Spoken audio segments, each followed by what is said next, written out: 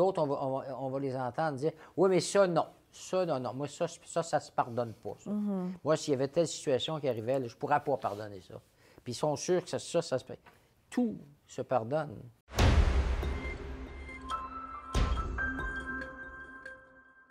Alors, bonjour et bienvenue à ce balado de Ondes de choc. Je suis Amélie Martineau-Lavallée, l'animatrice, et je suis en compagnie de l'abbé André Gagné. Bonjour à toi, Amélie, et à toutes les personnes qui sont avec nous. Ça va bien? Oui, je crois. Oui, bon, alors, notre balado aujourd'hui, le thème, c'est la question qui tue.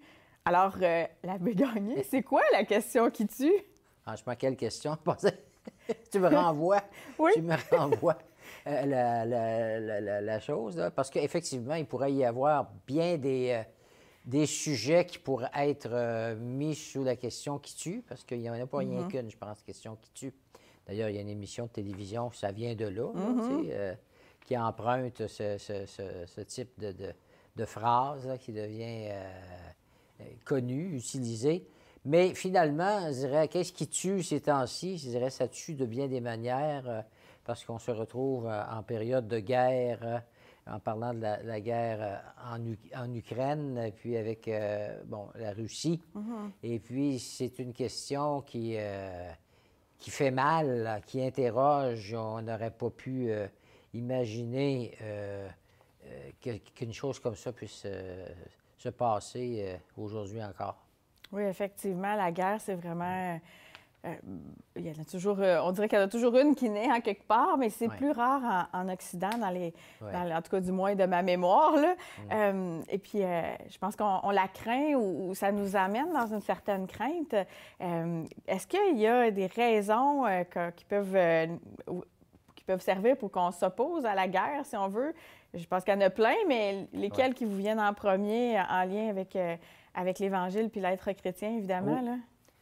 Oui, bien, des fois, le premier mouvement qui pourrait être le nôtre quand il est question de guerre, comme celle-là, parce que c'est une guerre qui fait peur de façon spéciale, parce ça pourrait s'agrandir. On a peur d'une nouvelle guerre mondiale. Alors, des fois, on est contre parce que ça nous fait peur, parce qu'il y a un danger. Mais actuellement, c'est encore loin de nous, si on peut dire. On n'est pas en Europe, on est en Amérique, tout ça. Mais je crois aussi qu'il y a eu une part de réflexion qui s'est faite justement par rapport aux guerres qu'il y a pu y avoir dans l'histoire, dont les deux guerres au siècle dernier. Et puis, bon, c'est sûr que la plupart... Moi, je n'ai pas connu ça, les guerres, j'en ai entendu parler. Mais mon père est allé comme conscrit là, à la guerre. Et puis, alors, mais j'ai pas su grand-chose, justement, parce qu'il n'en parlait jamais. Okay. Parce que les horreurs qui sont vécues par des personnes quand ils sont sur les terrains de guerre, là, ça les marque tellement qu'après ça, ça les rend... Bon, il y en a, ils en deviennent malades, parce qu'ils sont allés au front, parce qu'ils ont vécu des scènes très difficiles, parce qu'ils ont vu quelqu'un mourir, parce qu'ils ont été blessés eux-mêmes, etc. Mais je pense que il y a un scandale aussi qui nous apparaît comme si on n'avait pas appris de l'histoire. Comme si on pense encore aujourd'hui que la guerre peut régler quelque chose. Quand des personnes... Alors, mais pourquoi fait-on la guerre? Et ceux qui la font réussissent toujours à la justifier. Même si nous autres, on pourrait se poser des questions puis se dire c'est pas justifiable. Est-ce qu'il y a une seule guerre dont on peut dire qu'on peut la justifier? Hein? Tu parlais de l'Évangile. Dans ce qui concerne l'Église, les fois où elle a parlé de la guerre, bien sûr, il faut, comme l'avait dit le pape Paul VI à l'ONU, un moment donné, lors d'une visite à l'ONU, il avait répété 2 fois, puis ça avait fait le tour de la Terre. Jamais plus la guerre, jamais plus la guerre. Hein, il disait ça aux responsables des Nations Unies là, qui étaient là, rassemblés. Alors, donc, on ne croit pas que ça règle vraiment les problèmes, la guerre. On parle davantage de dialogue. Mais là, est-ce qu'on est bon dialogueur quand on essaie de justifier quelque chose d'armé, quelque chose qui qui détruit, qui tue des personnes civiles, qui tue, essayer donc de justifier tout ça, bien, les personnes qui le font, mais là, il y a le droit de défense qui se présente. Alors, l'Évangile, on ne pourrait pas dire, au nom de Jésus, laissez-vous frapper dessus, et puis laissez toutes vos familles disparaître, puis tout ça. Donc, c'est la légitime défense qui se présente. Dans la Bible, il me semble que, je pense dans un psaume, hein, justice et paix s'embrassent. Oui. il y a la recherche de justice aussi là, qui est au cœur de ça. Vous parliez de dialogue. Pour faire un dialogue, il faut être deux. Il faut aussi que les deux écoutent. Des fois, il y a des dialogues de sourds, hein, on dit cette expression-là. Qu'est-ce qu'on fait avec, si on a l'impression que cette situation-là est là, tu sais, que le dialogue est... On espère le dialogue, là, en théorie, on peut montrer qu'on veut être en dialogue, mais si ça aboutit par un dialogue de sourds, c'est une des parties. Je ne sais pas comment est-ce qu'on peut dialoguer de bonne foi quand on a déjà commencé à frapper l'autre qu'on considère comme un ennemi, finalement. Pour se justifier, il faut se dire, nous avons là un ennemi, mais les raisons profondes qui font qu'on attaque ce pays-là, par exemple, ces temps-ci, on parle de l'Ukraine, mais c'est un schéma qu'on a déjà vu dans d'autres types de guerres, effectivement. Comme disait quelqu'un à la télé il n'y a pas longtemps, il disait, vous avez l'air d'être, vous, les Occidentaux, là, d'être très préoccupés par la guerre en Ukraine, mais chez nous, bon, il y en a depuis longtemps des guerres, puis il y en a des gens qui souffrent de conditions terribles, puis qui sont toujours menacés par des guerres, par des armes, bon, etc. Alors, mais il dit, vous êtes moins préoccupés. Alors, la guerre, c'est pas nouveau, comme tu l'as dit au début, là, tu sais. La guerre dans le monde, malheureusement, il y en a. Mais disons que les conséquences ne sont pas les mêmes parce que les pouvoirs qui s'affrontent, ils sont différents aussi. Là. Quand tu as une entité, je dirais, comme la Russie, avec ce qu'elle peut posséder en termes d'armes, même l'arme nucléaire à laquelle il a été fait référence au début de cette guerre-là, là, tu sais, ça, là, ça se peut pas, là, quelqu'un... Il y a des personnes humaines actuellement qui ont un énorme pouvoir dans les mains. Ils lâchent une bombe atomique là, quelconque, là. Rien qu'avec Tchernobyl, on a vu, ils sont encore pris avec les conséquences de ça. Oui.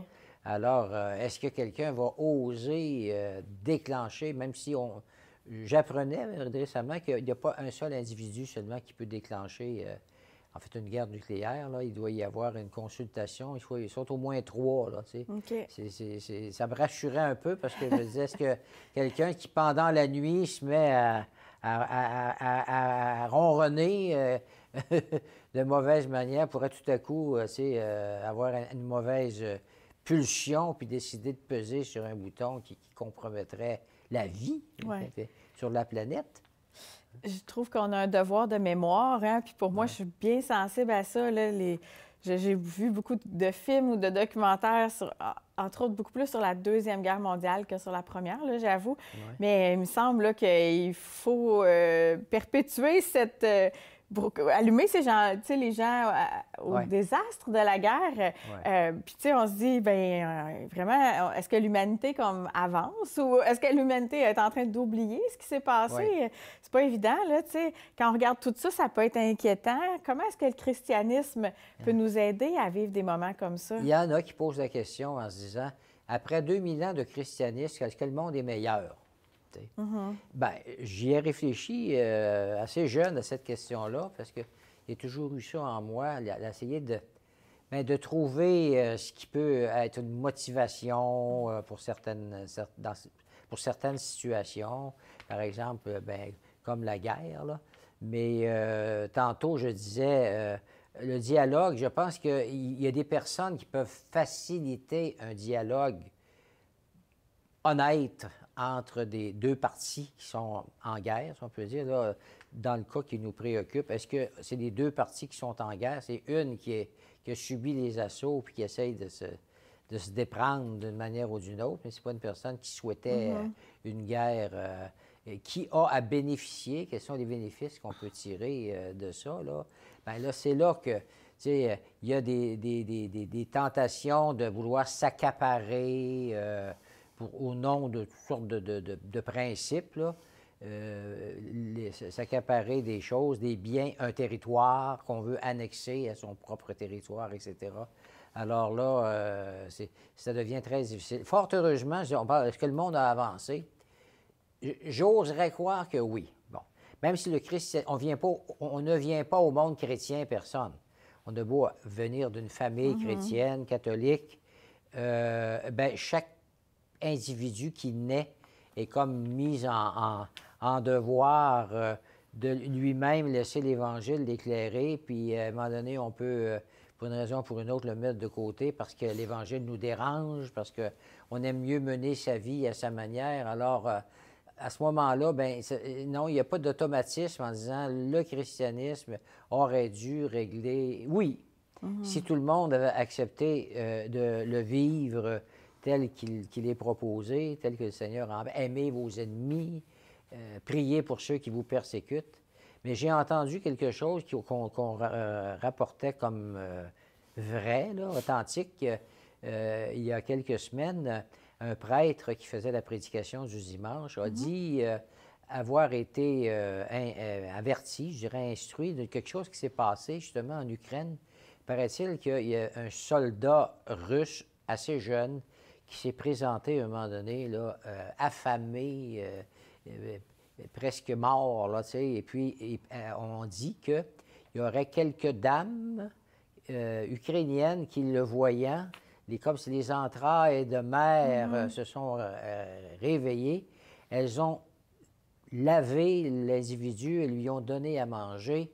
Elles l'ont soigné, puis il y en a même une qui avait un téléphone cellulaire, et puis qui a dit au jeune soldat, quand il commençait à se remettre un peu, maintenant tu vas appeler ta mère, tu vas lui dire que tu es toujours vivant.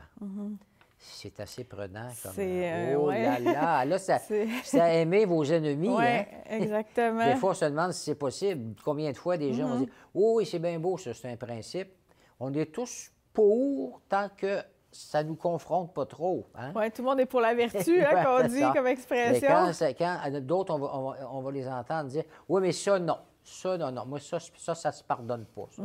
Moi, s'il y avait telle situation qui arrivait, là, je ne pourrais pas pardonner ça. » Puis ils sont sûrs que ça se tout se pardonne. Avec la grâce de Dieu, parce que des fois, juste sur nos forces humaines, c'est vraiment trop difficile. Moi, j'ai déjà expérimenté que juste le fait de commencer à prier pour quelqu'un qui nous a fait mal, c'est déjà difficile. Oui. Juste accepter de prier et demander le meilleur pour cet individu-là, C-E-T puis C-E-T-T-E. On dit-tu cet individu? Non, hein? Ça sera un autre débat. Ah, Marie, des fois, c'est tantôt des oui. là, tu une bloques, fois, là, sinon. Une fois, quelqu'un m'avait fait de la peine, puis ça m'enrageait, puis je devais passer pas loin de son lieu de travail. Ah, oui. Je sentais la colère en moi. Je me rappelle, je m'étais dit, je vais bénir la personne, lui souhaiter du bien, même si, en retour, la personne m'avait blessée. Puis je me rappelle, là, j'avais les dents serrées, je te bénis. Et bon, il n'y avait pas beaucoup de sincérité au départ. Là. À la longue, c'est venu, là, tu sais, j'ai prié le Seigneur, j'ai dit, là, aide-moi, parce que je ne vais pas rester choquée comme ça là, toute ma vie, là, tu sais. Puis effectivement, c'est un exercice qui m'avait aidé puis fait du bien. Il faut faire un premier pas, puis après, bien là, le reste vient. Ce qui ne veut pas dire que de nier le mal qui a été fait, c'est ça l'affaire. C'est pas ça, pardonner. C'est dire, ça a fait mal, puis ça fait mal encore, mais j'accepte de ne pas en tenir compte, tu sais, de ne pas essayer de répliquer, de ne pas avoir d'esprit de vengeance, parce que ça, la personne qui souhaite se venger, puis est prise par toutes ces idées-là, est la première à en souffrir. Oui, ça la travaille tout le temps, puis bon. Alors, la guerre, c'est comme quelque chose qui, encore une fois, qui naît du cœur humain. Alors, on peut être en guerre, un individu contre son voisin, par exemple. Justement, des missions que je regardais à un moment donné, c'est de dire sur la question des voisins, là, tu sais, en disant, à un moment donné, tu peux être harcelé par un voisin avec qui tu étais ami au début, tu sais, les bons voisins, puis là, tout à coup, une chicane prend pour une raison ou pour une autre, parce que la clôture n'a pas été mise à la bonne place, puis là, ça finit ça exagère, là, tu sais, là, la fin, là, tu sais, c'est la haine qui se met là-dedans et ça, malheureusement, des fois, ça conduit à des comportements vengeurs, des comportements même qui tuent. Hein? Avec le voisin, on endure le voisin ou on n'endure pas le voisin. Tu sais, c'est pas une guerre ouverte comme on peut voir actuellement où tout un peuple souffre puis se fait envahir. Puis c'est vraiment, c'est quelque chose, là, tu sais. Est-ce que, par exemple, là, on voit qu'il y a des sanctions internationales, on n'achète plus des choses, on n'exporte plus des choses vers la Russie. Intérieurement, tu sais, je me dis, il y a comme un petit « ouhou! » Au moins, c'est pas une guerre où on tue des gens, c'est comme peut-être plus, en quelque part, une guerre commerciale. Quand ils n'ont plus de pain, comme ça commence à être le cas, là, en Russie même, là, tu sais, parce que les gens ne sont pas nécessairement au courant de tout ce qui se brasse, de tout ce qui se fait.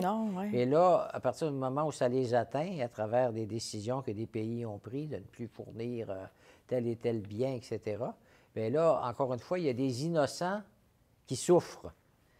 Des familles, des parents qui ont besoin de se nourrir puis de nourrir leurs enfants, se ramassent dans des situations où ils sont punis.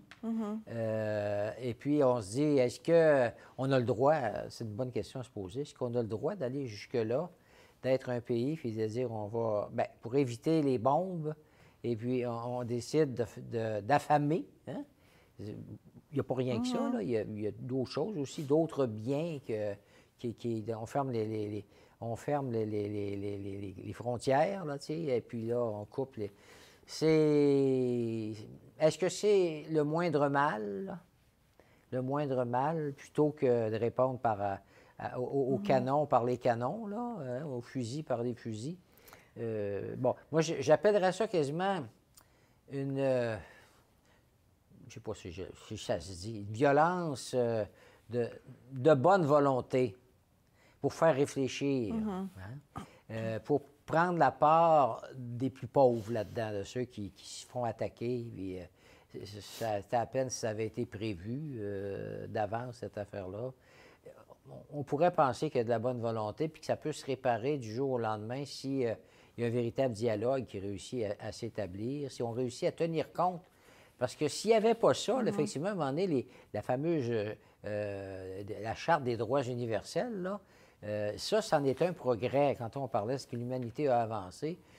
Quand on parle de la Charte universelle, là, des droits et des libertés, bien ça aide de l'extérieur, ça aide à voir les choses, pas rien que d'un point de vue de ce que moi je souhaite, de ce que mon pays, ce que je souhaite pour mon pays, mais être capable de confronter notre vision, notre opinion à des valeurs reconnues par l'ensemble de l'humanité. C'est ça, ça n'existait pas, ça, avant. Alors, je pense que le monde... Bien, maintenant, on sait tout dans l'espace de quelques minutes. Du temps où les informations ne circulaient pas tant que ça, là, tu sais.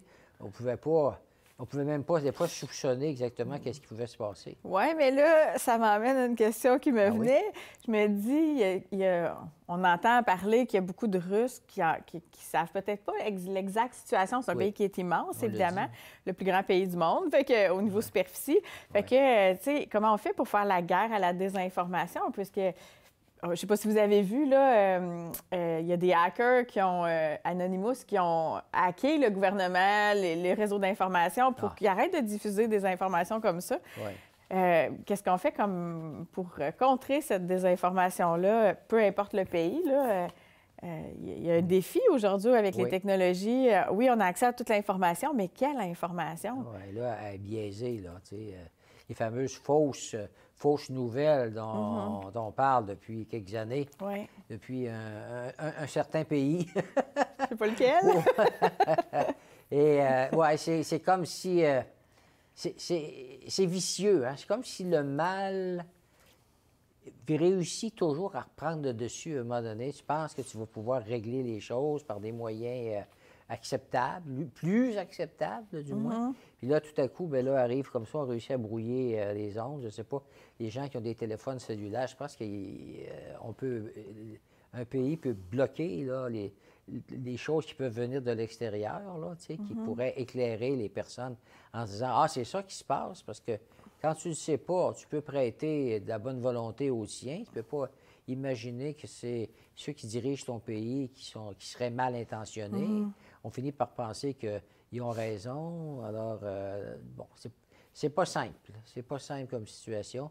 Et puis, il n'y a pas de règles, tu sais, qui fait qu'on va dire 1 + 1 = 2. Il y a des principes forts qu'il faut pouvoir accepter, puis après, être capable de les appliquer. Bon, c'est là qu'on peut envoyer il peut y avoir des envoyés. Le pape François a envoyé 2 cardinaux à un moment donné, bon, pour intensifier un dialogue, faire réfléchir. Puis en même temps, c'est toujours attention. C'est comme, bon, je reviens du temps de Pie XII, qu'on accusait d'avoir rien fait pour sauver les Juifs qui ont été à Auschwitz puis partout. Puis maintenant, on a ouvert toute la correspondance à ce sujet-là. On a vu que c'est faux, que Pie XII, il n'a pas agi de façon intempestive, là, en misant sur son pouvoir de pape. Ça aurait pu être pire. D'ailleurs, c'est pour ça qu'il n'a pas agi. Il y a beaucoup des prêtres puis des couvents puis tout ça qui étaient persécutés quand ils prenaient parole. Là. J'ai vu une exposition quand j'étais à Rome à un moment donné, puis ça m'a vraiment marqué, où on voit en noir et blanc des photos des palais du Vatican à l'intérieur. Là, tu sais, c'est vieux. Hein, Puis il y a des gens qui dorment sur chacune des marches. Il y avait des gens couchés. Et au centre, il y avait un passage pour que les gens puissent passer, mais il y avait plein de gens couchés, cachés à l'intérieur des murs. C'est vraiment une exposition qui m'a marquée. Donc, des fois... Mais ça s'est répété sur Pie XII, puis je l'ai même entendu dans mon milieu familial, là, à un moment donné, où on se posait des questions par rapport à Pie XII, bon, etc. Puis là, on a l'impression qu'il y avait des cachettes, là, comme on aime ça aujourd'hui. Faire ça, des fois, là, c'est comme la mentalité du complot. Il y avait une cachette. Lui, il envoyait... Il y a de la correspondance qui montre que Pie XII envoyait des lettres au couvent en disant, si vous pouvez, vous en cacher des gens, là, mais tu sais, sans vous mettre en danger, parce que tout le monde va mourir si ça se fait. Fait qu'il y a des endroits où des gens des moniales, des religieuses ont caché des Juifs à cette époque-là. C'est vraiment intéressant, ça. C'est un autre débat. On jase de l'Ukraine aujourd'hui. Bien, de la guerre, finalement. Oui, de la guerre, L'Ukraine est comme un autre déclencheur par rapport à notre réflexion sur la Terre qui est menacée d'une manière ou d'une autre. Là, c'est des pays qui sont menacés, mais il y a des richesses propres à un pays, à des cultures. Puis là, ben, tu sais, qu'on déculture les choses. Et puis, c'est pour ça que nos balados existent, dans le fond. C'est pour prendre la nouvelle. On peut dire que l'Ukraine, c'est la nouvelle ces temps-ci. Mais approfondir le fait, et de ne pas simplement dire « Ah, il y a une guerre en Ukraine », mais essayer de réfléchir sur ce phénomène-là. Oui, la guerre en Ukraine, mais ça rejoint l'esprit guerrier, belligérant qu'on retrouve chez les êtres humains, je dirais, est-ce qu'on peut dire depuis que le monde existe, ou presque. Et puis, comme si on n'en vient jamais à bout. Le petit même, je veux dire, tout le monde, des fois, un petit intérieur qui fait « Il me semble que... » Mais pourtant, l'Évangile va nous dire d'aimer nos ennemis. Comment, dans un contexte comme ça, on peut replacer cette parole-là de Jésus, d'aimer nos ennemis, alors que, enfin, pour les Ukrainiens actuellement, puis il n'y a pas juste eux qui subissent la guerre sur la terre présentement, mais il doit y avoir quelque chose de... C'est un peuple chrétien, au fait, l'Ukraine, là, tu sais, vraiment. Fait que je ne sais pas comment eux, ils vivent dans leur chair, là, en quelque part. Là. Il y a une interpellation qui doit être forte. On a vu des images de familles en prière, parce que c'est un peuple de foi. Hein? Et puis, à un moment donné, tu te tournes vers le Dieu de l'impossible, avec lui qui peut faire quelque chose, parce qu'il faut aller toucher, quelque part, les cœurs.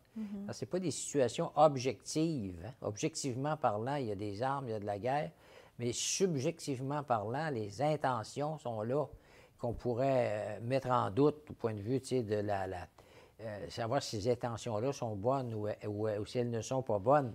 Alors, et puis, en réfléchissant à cette question-là, on me dit, même par rapport à la foi, d'abord, j'ai remarqué une chose à un moment donné, c'est Jésus, quand il a son procès, là, il n'y a pas, parce que des fois, quand le Seigneur a dit, il faut toujours placer les choses dans leur contexte. Si on te frappe sur la joue droite, présente l'autre joue, ça a l'air de dire, laissez-vous faire, là, laissez-vous taper dessus. Bon, il faut bien comprendre, on m'a déjà dit en théologie, toute la vérité dans la Bible, ça ne se trouve pas dans une seule phrase à quelque part. C'est qu'il faut être capable de rattacher ça à d'autres enseignements de façon à ce que ça tempère les choses. Parce que Jésus, alors, au moment de son procès, à un moment donné, on le frappe. Hein?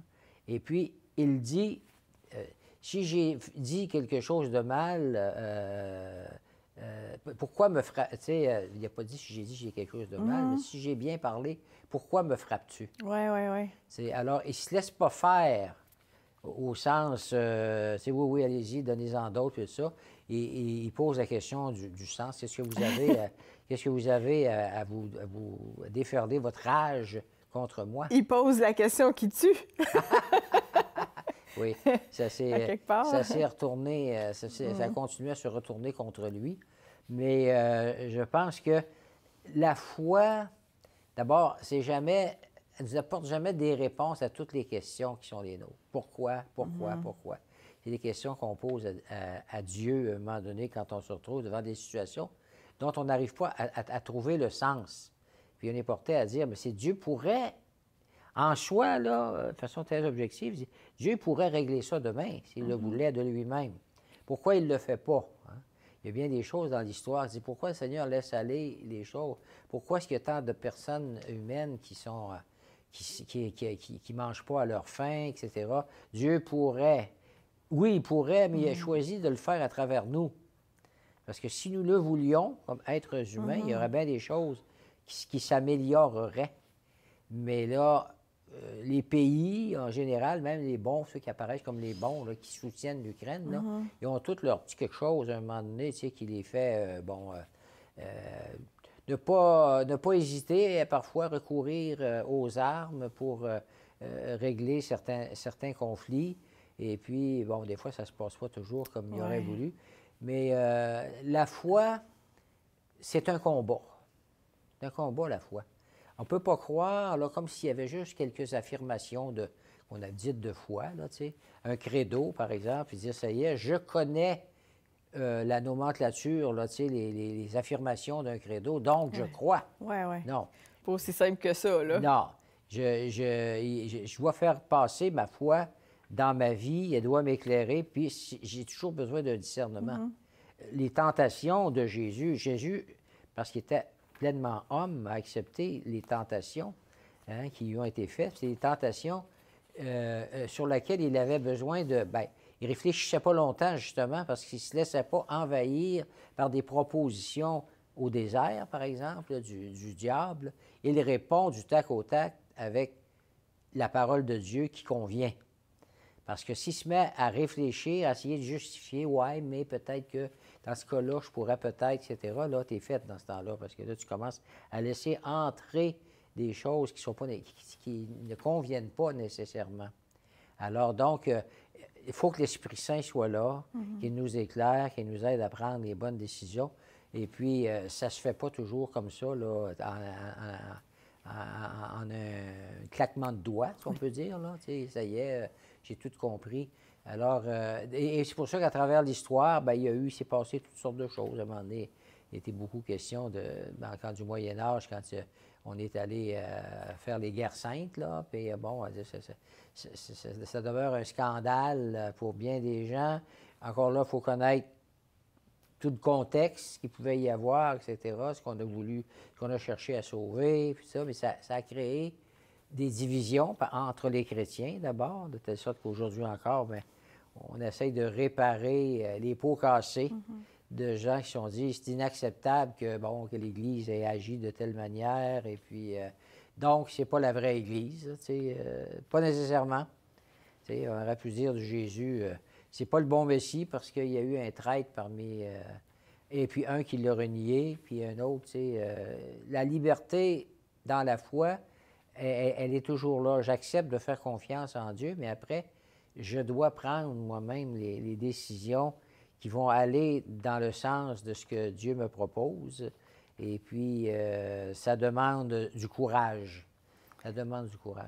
Je vous écoute, puis il y a une expression qui dit « La vie est un long fleuve tranquille. » La vie, je ne trouve pas personnellement que c'est un long fleuve tranquille. Il me semble qu'il y a des tumultes. Et je me dis, la foi non plus n'est pas un long fleuve tranquille. Hein? Il y a, comme vous parliez des combats dans la foi et tout ça, c'est pas nécessairement toujours simple. J'aime beaucoup le livre de Job. Okay. Job qui représente le bon qui souffre, hein? Le juste qui vit des choses très difficiles, qui ne s'explique pas en soi. C'est pas parce qu'il est puni, hein? Parce qu'il n'a pas conscience d'avoir fait des choses qui permettraient que Dieu l'ait puni en le privant de tous ses biens, puis ses enfants, puis même sa propre santé physique, là, couvert d'ulcères, bon, etc. Et puis, mais ce qui est beau dans ce texte-là, c'est que la première question qui est adressée à Dieu par le démon, curieusement, là, mais qui dit à Dieu, « Ouais, Job, hein, oui, tu dis qu'il est ton serviteur, puis il est formidable, mais si Job, si tu y enlevais ses biens, puis tout ça, là, est-ce que tu penses qu'il continuerait à t'aimer? Est-ce que Job est capable de t'aimer pour rien? Aimer Dieu juste parce qu'il est Dieu, et non pas parce qu'il me fournit des biens, parce que quand je fais le bien, Dieu me le rend en me rendant riche, en me permettant de vivre vieux. Ça, c'était une pensée dans le peuple d'Israël autrefois, que c'est comme ça que les choses se passaient. Il n'y avait pas beaucoup de référence à un ciel pour après la mort. C'était tout de suite. Tu vivais vieux, tu étais riche, tu avais de nombreux enfants, tu étais béni de Dieu parce que tu plaisais à Dieu. Mais ça aussi, c'est pas si simple que ça. Alors, oui. Tantôt, je disais justice et paix s'embrassent. C'est quoi la suite? Donc, vous faites la liturgie des heures plus souvent? Amour et vérité se rencontrent. Ouais. Justice et paix s'embrassent. Mais là, je suis pas capable de dire le reste. Non, c'est deux. C'est ce rencontre que j'arrivais pas à retrouver. Ah oui? Puis je me disais, ça montait à moi, là, amour et vérité. Puis là, je me disais, c'est quoi dans l'autre? Il me semble que c'est quelque chose qu'on peut souhaiter quand on pense à la guerre, là. Justice, la paix, l'amour, la vérité. Quand on parlait des médias tantôt, puis de encore la là, si désinformation. c'était juste la justice, là, même si Dieu n'était pas amour et pardon, parce qu'il demeure infiniment juste, on n'y passe pas personne. Là, si on est juste, je dirais, jugé par la justice, tu l'as fait, tu ne l'as pas fait, la loi c'est ça, tu l'as manqué, etc. C'est ce que le pape Benoît XVI a dit dans son fameux premier encyclique, là, Dieu est amour, où il disait justement que la miséricorde en Dieu fait qu'il se retourne contre lui-même, contre la propre justice qui pourrait s'exercer, là. Mais même dans nos justices humaines, pas pour rien qu'on met des juges. Parce que le juge va essayer de voir, bon, c'est vrai, vous avez manqué, mais des fois, il va voir qu'il y a eu des circonstances atténuantes, il y a eu ceci, alors ça va modérer la peine qu'on va donner à quelqu'un parce qu'on va se rendre compte que la personne n'était pas pleinement consciente ou quand elle a posé tel geste. Alors, on fait même ça comme être humain, hein, parce qu'autrement, ça serait... c'est ça, là, les lois, c'est là pour nous guider, mais en même temps, il faut qu'il y ait le bon jugement qui est là, le pardon.